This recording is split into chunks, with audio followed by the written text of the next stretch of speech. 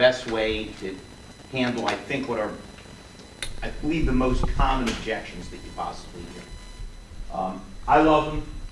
Real salespeople, and I got a feeling most of you are real salespeople, if not all of you, we love overcoming an objection. We love the fact that, man, they didn't come in to buy, they didn't have their type, but here they are, and we won them over. Learn, obviously, to learn to love the word no. We want to really embrace no because, as you've all figured out, sadly, or for your own good, that we need 5 or 6 no's to get a yes. So, again, any other profession, no is no. Here, all no is you're just getting 1 or 2 or 3 out of the room so you can get closer to what you need. A lot of times I believe you can anticipate objections. How can you anticipate objections? You listen. You'll have, and I bet you've already had it. Guys have been doing it long enough. You walk up to somebody, and as you're saying hello, they're saying, don't even talk about leasing. Okay, my cousin leased a car, they didn't explain the mileage, you said, boom. If you're dumb, you start arguing with the guy and trying to rationalize. If you're smart, you go, no problem. But an hour and a half later, when he thinks you're the smartest, nicest person he's ever met in his life, that'd probably be a good time, Evan, to say, you know, I agree with you. Somehow that miscommunication was bad. Would you mind if I took 2 minutes to explain leasing the proper way, only because I might be able to save you a couple $100 a month and get you into a new car 2 years sooner. That's all. Like everything else, we have to earn our way to get them to like us, to listen, to work through it. Make sure you're on the same page.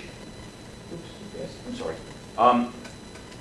I don't mean to be disrespectful, but I think between iPhones and everything else these days, I don't think people are as smart as they could be. And we're very bad at articulating ourselves. We don't know how to really get clear what's our intention or what our purpose or what our goal is. So a lot of times, you work your manager over to death, come back to your customer and say, I got that for you for nothing. They go, well, that really wasn't that important. So make sure we understand what it is we're trying to accomplish. Make sure we're on the same page, so if we're fighting and struggling for them, we're fighting and struggling for the same thing. Because as you pointed out yesterday very correctly, the biggest complaint is always how long it takes. And when we waste time on things that are extraneous, all we do is make our whole process more difficult, more arduous. See, it's going to sound so obvious, so forgive me. It's not just that we want to sell people. We want to sell them in such a positive, upbeat way that they can't wait to come back.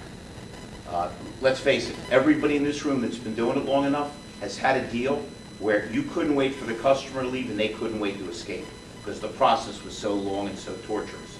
We want to make this thing positive and easy. And again, in a society, Paul, where nobody's listening, the fact that you're listening, that you're showing that you comprehend them and you care a little bit, makes all the difference in the known world. You want to make sure there's a real need behind the objection.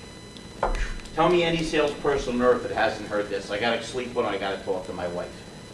Now, I'm not saying that some people don't need to sleep on it. You better talk to your damn wife or you wind up sleeping in the car, okay? But usually what that means is you haven't taken enough time to build rapport, to get them to like you and trust you enough to tell you. I think I said it yesterday, if not, I'll say it now. One of our most important things other than building value, rapport, finding out wants and needs, is finding out what the problem is, what the objection is. I said, again, I do remember, I did say it yesterday, if any of you have a problem, you call your doctor. Pulled a muscle, I might have COVID, but if it's your dog or your infant, it's really scary because we know something's troubling them, but we don't know what it is. Until we figure out what the customer's objection is, what the real problem, the holdback is, we can't solve it. And the more they like us, the more they'll tell us. Because sometimes it's embarrassing to them, whether it's the credit, whether it's they don't have the money down. The more they like us, the better. And as I said yesterday, I'm not being phony. If people that are feeding your family aren't your friends, and aren't potential friends, who is? Deal with the objection. I won't say his name, but there's a guy been doing training for a long time, and one of his strategies is bypass the objection. It's the dumbest thing I've ever heard in my life. It's like bypassing a cut on your leg, it gets infected and you lose your leg. Let's deal with the objection. They don't go away, right? It's like a little kid breaks a lamp and he closes his eyes so his mom can't see. Don't make you invisible. We've got to understand what it is. We've got to face it head on. We've got to confirm it. Again, if you've been doing it long, hey Jake, if you've been doing it long enough, you've all had this misfortune of having a deal blow up in the finance office, because what you thought was said was different than what the customer comprehended was said. So let's make sure, hey, Bob, you absolutely, I want you to be, okay, great. If you're happy, I'm happy. Because if we leave things kind of loose and hoping they're going to solve themselves, they usually don't.